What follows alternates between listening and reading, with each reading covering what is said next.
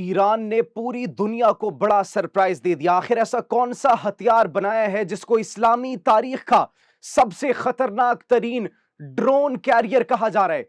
इसके साथ ट्रंप ने जो आलमी फौजदारी अदालत पर दस्तखत किए थे पाबंदियां आयद करने के लिए, 125 ममालिक ने, 125 मेंबरान ने ट्रंप के खिलाफ क्या लाए हैं अमल और क्या हिकमत अमली तैयार की है ईरान के सुप्रीम लीडर की जानिब से।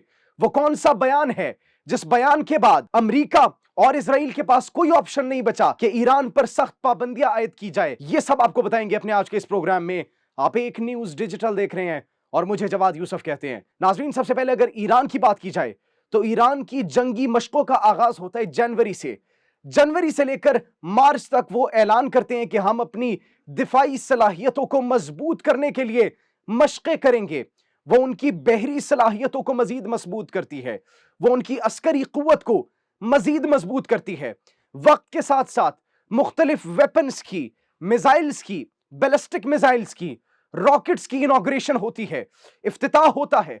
ऐसे ऐसे मिसाइल्स जो कि सवाल खड़ा कर देता है कि आखिर किस तरीके से ये प्रोग्राम्स इतनी तेजी की जानिब बढ़ते चले जा रहे हैं, अपने हदफ को निशाना बनाने की सलाहियत रखते हैं, जो हजारों किलोमीटर की रेंज तक अपने हदफ को नेस्तो नाबूद करने की सलाहियत रखते हैं।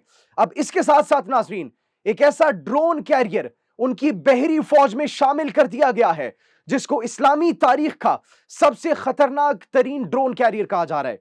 एक ऐसा बहरी जहाज जो 60 से ज्यादा ड्रोन्स ले जाने की सलाहियत रखता है, जो 5 से ज्यादा हेलीकॉप्टर्स को ले जाने की सलाहियत रखता है। एक ऐसा बहरी जहाज जिसको अगर आप समंदर में छोड़ेंगे तो वो 1 साल तक नाजरीन समंदर में रहने की सलाहियत रखता है। एक ऐसा बहरी जहाज जो कि मिसाइल्स कैरी करेगा, ड्रोन्स कैरी करेगा, हेलीकॉप्टर्स कैरी करेगा। एक ऐसा बहरी मंसूबा जो कि ईरान की तारीख का सबसे बेहतरीन मंसूबा करार दिया जा रहा है। एक ऐसा प्लान जो कि आज तक पहले कभी भी किसी इस्लामी मुल्क ने नहीं किया। उन्होंने प्लान शुरू किया और फिर उसको कामयाबी से एग्जीक्यूट किया और फिर उसकी इफ्तिताही तकरीब में इसको पासदाराने इनकलाब के हवाले कर दिया जाता है, उनको सौंप दिया जाता है। जब ईरान के पासदाराने इनकलाब के सुप्रीम लीडर की जानिब से बयान सामने आता है, वो ये कहते हैं कि ये जंगी जहाज जो हमने बनाया है, ये बहरी जहाज जो है, ये किसी को धमकाने के लिए नहीं है। लेकिन अगर कोई ईरान को धमकी देगा, अगर कोई ईरान को धमकाने की कोशिश करेगा, तो ईरान खामोश नहीं बैठेगा। ये जहाज हमने सिर्फ और सिर्फ उन ममालिक के लिए नहीं बनाया कि जिनको हम तस्लीम करते हैं, बल्कि ये उन ममालिक के लिए है जिनको हम तस्लीम नहीं करते। अब यहां पर एक सवाल उठता है नाजरीन, वो कौन सा ऐसा मुल्क है जिसको ईरान तस्लीम नहीं करता? इजराइल। इसी वजह से इजराइल की सफों में खलबली मच चुकी है, सोचने पर मजबूर है वो। और इसी वजह से ट्रंप की जानिब से, इजराइल की जानिब से उनके जौहरी प्रोग्राम पर सैंक्शंस लगाई जाती हैं। इसके साथ ट्रंप नाजरीन आलमी फौजदारी अदालत पर जो पाबंदी आयद की जाती है, दस्तखत किए जाते हैं। किस वजह से? कि आलमी फौजदारी अदालत ने नेतन्याहू के अरेस्ट वारंट जारी किए थे और इसके साथ साथ उनके साबिक वजीर दिफा के अरेस्ट वारंट जारी किए थे। उनके हुक्काम के, उनके मुलाजिमीन के, उनके अमले के असासे मुंजमद कर लिए जाते हैं, सफरी पाबंदियां आयद कर दी जाती हैं और उनको मुख्तलिफ पाबंदियों का सामना करना पड़ रहा है। आलमी फौजदारी अदालत के हुक्काम को, मुलाजिमीन को, उनके अमले को जिन्होंने नेतन्याहू के खिलाफ फैसला दिया था, उनके अरेस्ट वारंट जो है वो जारी किए थे इंसानी बुनियादी हकूक की खिलाफ वर्जी पर, गजा के अंदर जो नस्लकशी जारी है उस पर। लेकिन ट्रंप क्या कहते हैं कि इख्तियारात का नाजायज इस्तेमाल किया गया था नेतन्याहू के खिलाफ, इसीलिए हम आलमी फौजदारी अदालत पर पाबंदी आयद करने जा रहे हैं।